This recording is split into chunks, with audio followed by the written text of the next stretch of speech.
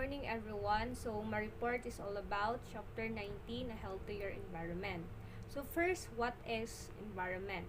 So environment is all living things that live on this earth. It includes air, water, food, sunlight, plants, and animals that we see.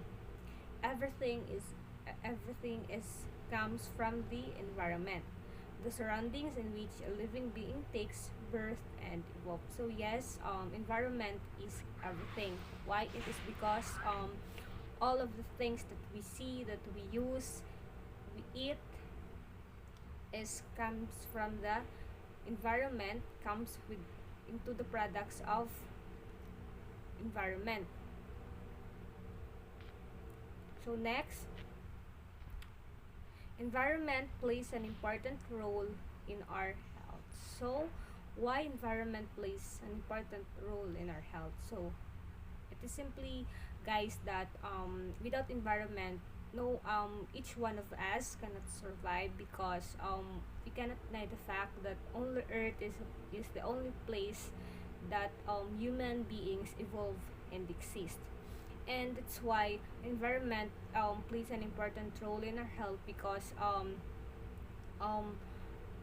environment is gives us a lot of foods that we need in our everyday lives, pangkabuhayan natin, yung ginagamit natin sa pang-araw-araw nating buhay, and to have a clean and safety environment, we can ensure that our lives is also safety. And because um if the surrounding is not good and not clean, um there's a lot of mental illness will rise, and because of that, um we people cannot able to work properly kasi 'di ba, if meron tayong sakit is hindi tayo nakakapagtrabaho ng mabuti. Then um to have a healthy environment is, we can consider is it as a huge advantage for us to exist in this world.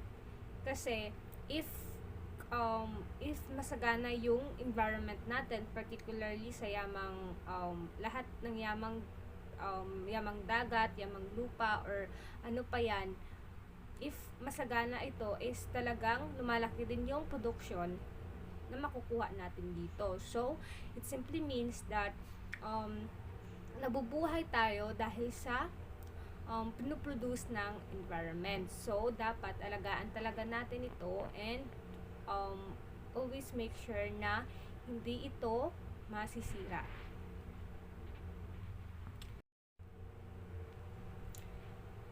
So next, importance of a healthy home.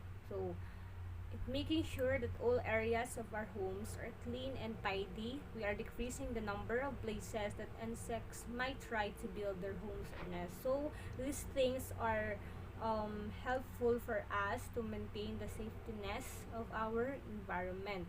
So 'di ba, if gusto naton na magkaroon ng malinis na kapaligiran, so syempre simulan natin sa mismong bahay natin.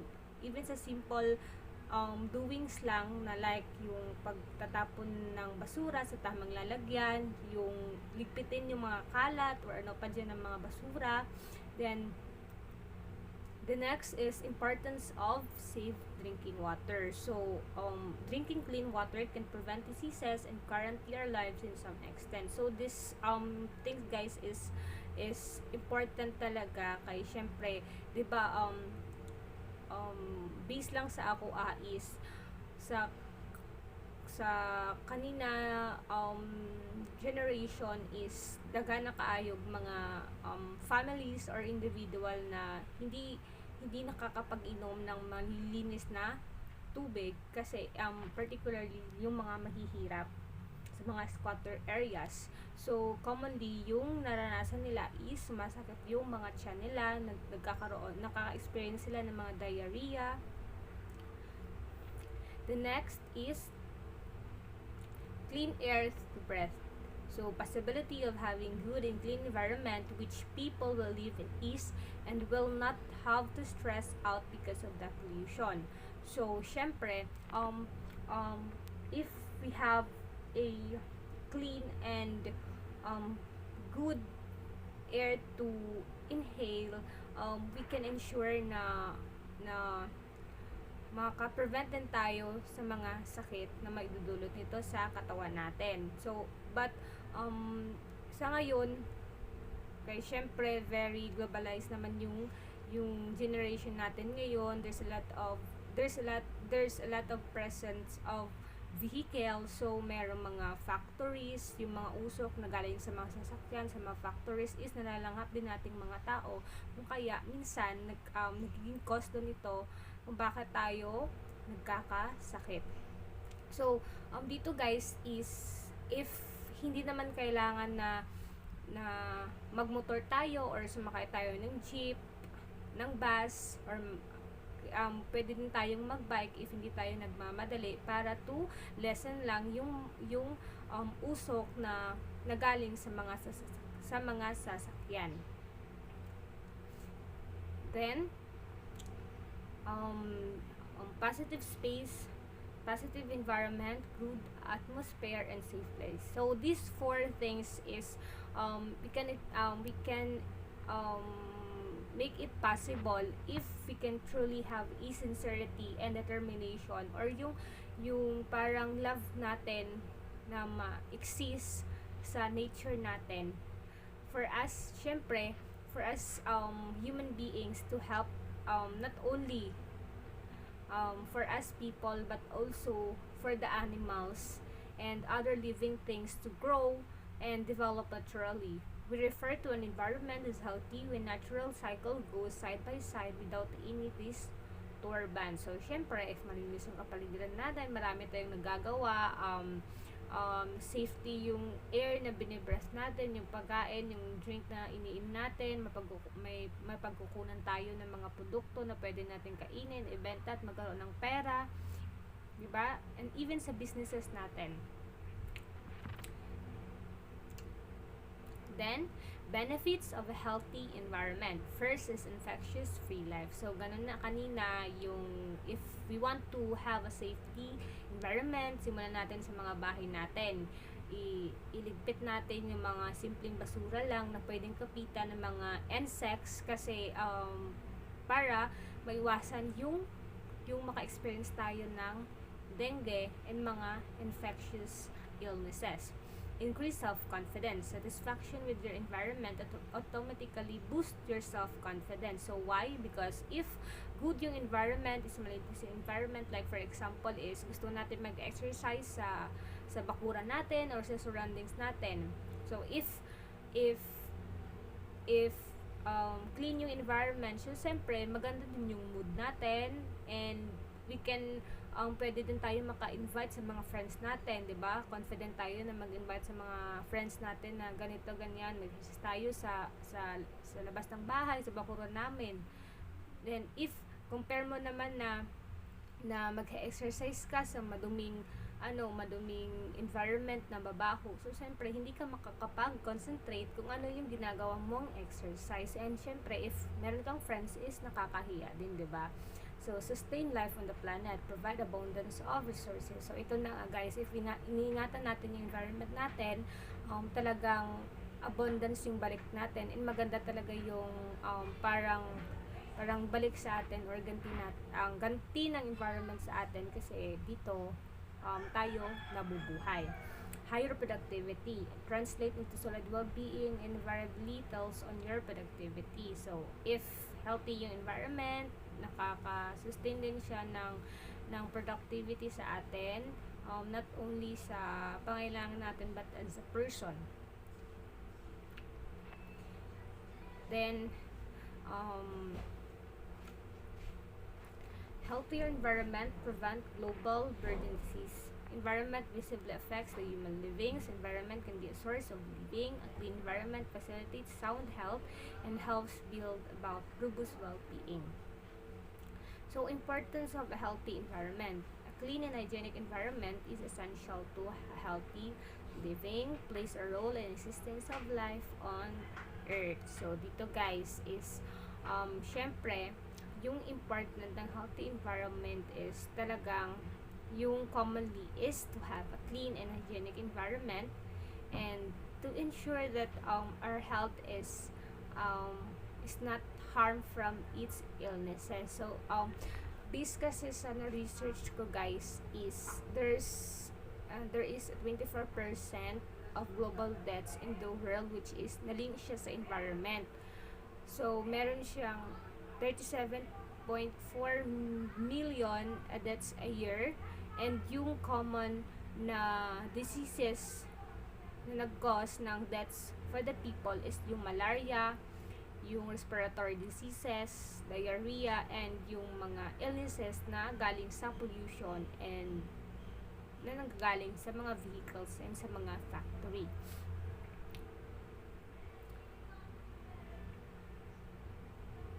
Healthy environment is very important for both people and for us people and also for the animals. Kasi syempre, yung earth is the only place nga to live in, and dito tayo na i-evolve and i-exist as human and yung mga animals. That it simply means guys na yung life natin dito sa earth is interconnected talaga siya sa environment in a way that whatever we give into our nature is not simply disappears. Like for example guys is nako-contaminants tayo or nagkakasakit tayo, sumasakit yung tiyan natin because of the contaminants in a way in the form of water that we drink, the food we eat, the air that we breathe.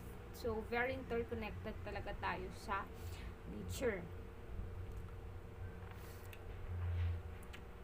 Then next is ways on how to protect the environment.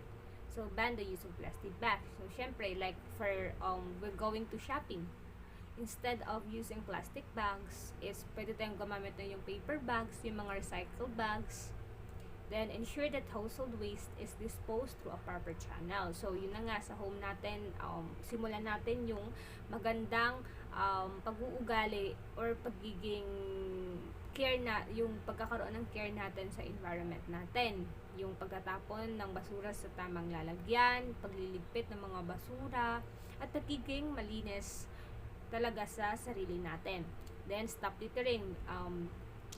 Iwasan yung pagtatapon ng basura kung saan-saan lang, especially sa mga river banks, kasi yun ang magiging dahilan kung bakit magiging huge talaga yung epekto kapag magkakaroon ng baha. Then don't use chemical pesticides and fertilizer, rather go for organic ones. So these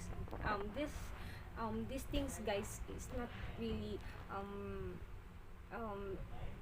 exist in today's world, kasi most commonly yung mga pagkain na kinakain natin ngayon is even yung mga gulay is ginagamitan ng mga chemical pesticides para maging maganda yung kulay, yung produkto, para malusog siya sa tignan, but in the real world is hindi siya healthy, kasi nagiging ganun lang siya is because of the presence of chemical pesticides. So kaya yung life expectancy ngayon ng mga tao is konti na lang, madali tayong namamatay, and yung mga sakit is talagang nag-i-exist din, like yung cancers.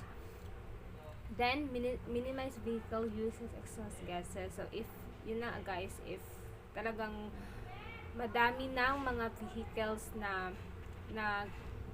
talagang present ngayon, kasi more on yung mga tao is meron ng mga motor, and even 'di ba sa even malapit lang yung pupuntahan nila is nagmo-motor pa sila, sumasakay ng jeep or ano. So if talaga guys, if hindi naman tayo nagmamadali,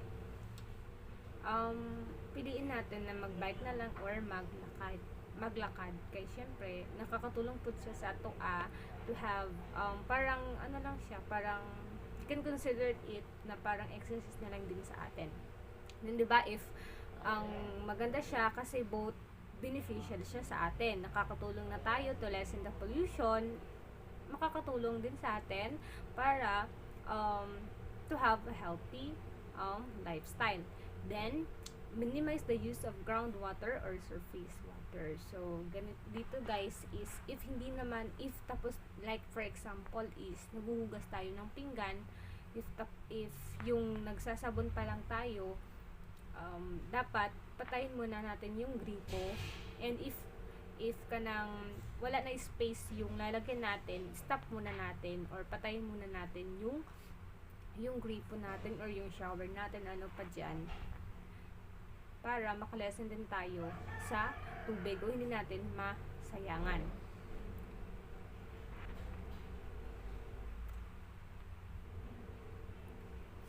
Then we can also apply the reduce, reuse, and recycle. Then cut down on what we throw away. Follow the 3 R's to conserve natural resources and landfill space.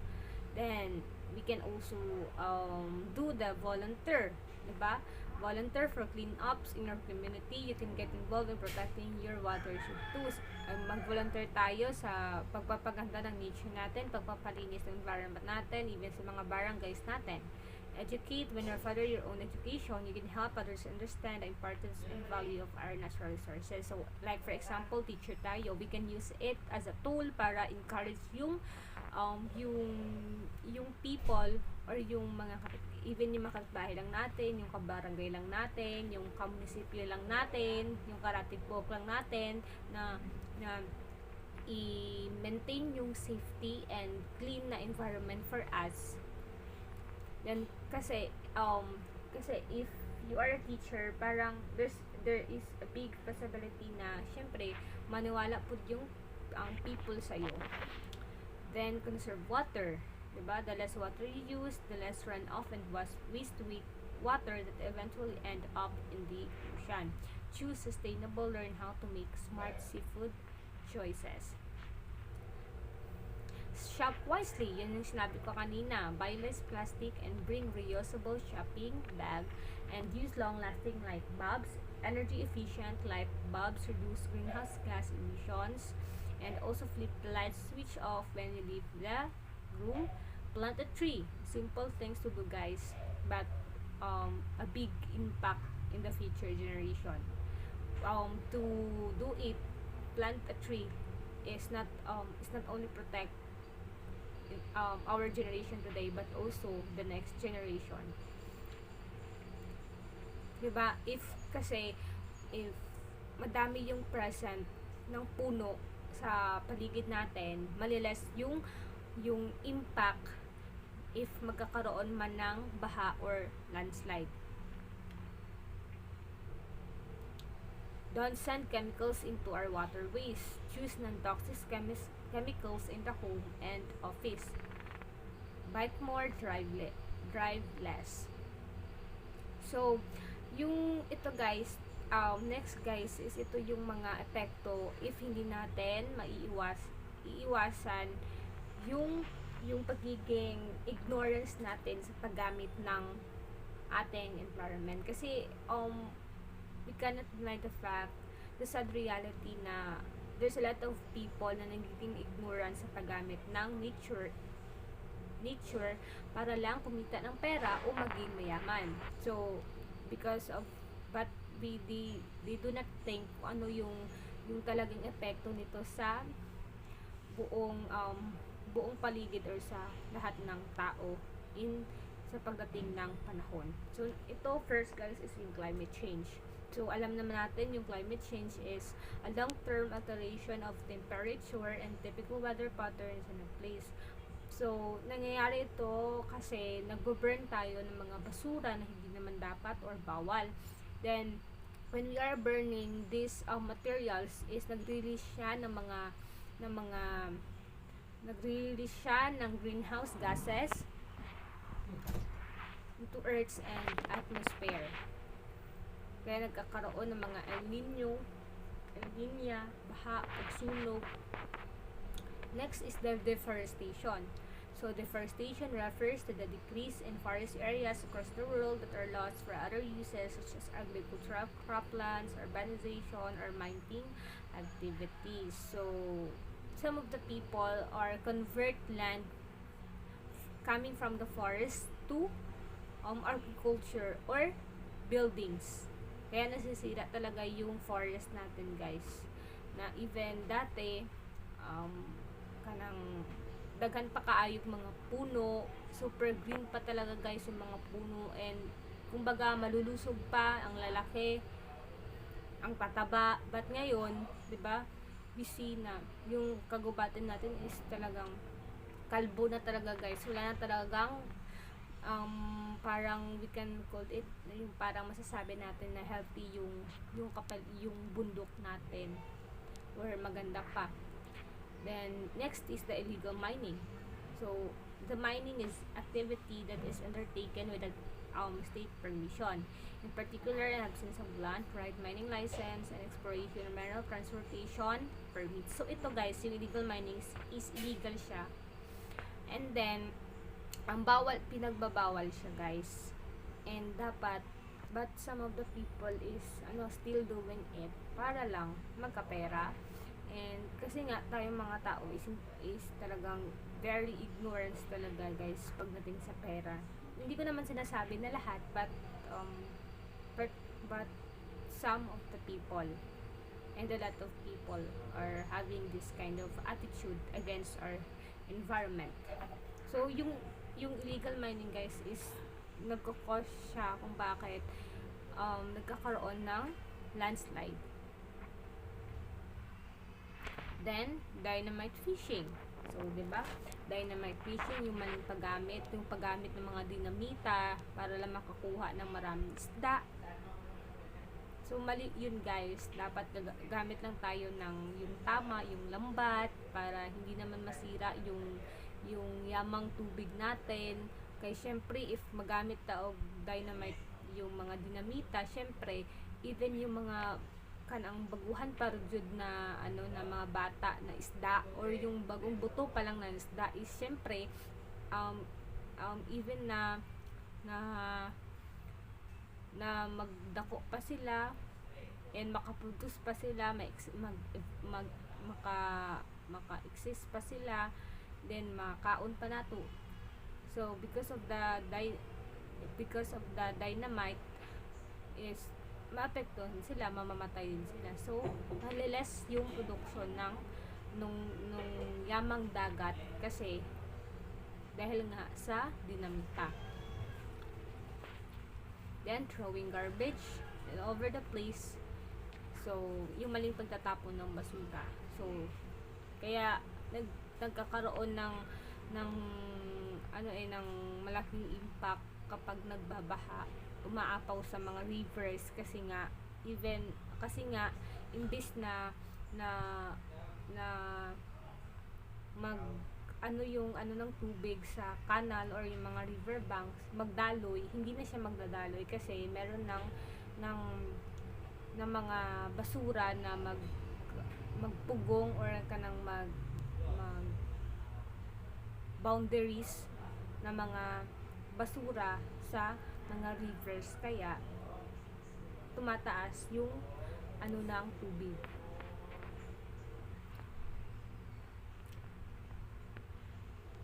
Then the air pollution. So the air pollution is commonly happen because of the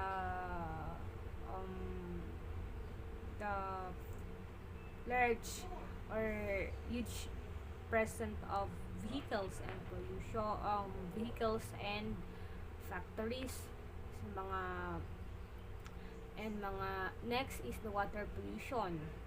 So yung pagkatapon natin ng mga maruruming basura sa tubig, even ba siya, or either solid waste ba siya or liquid waste. Then soil pollution. So soils can be polluted by waste and liquid chemicals, which is yung mga detergents, yung mga chemicals na ginagamit natin sa agriculture.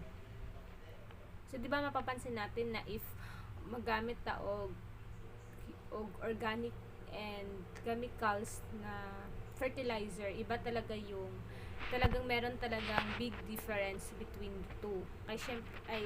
Kay 'di ba, if magamit ka sa chemicals, napapansin naman natin na yung lupa is parang drain siya or parang hindi siya healthy, kanang ano siya, kanang tig-agod siya, kanang dry.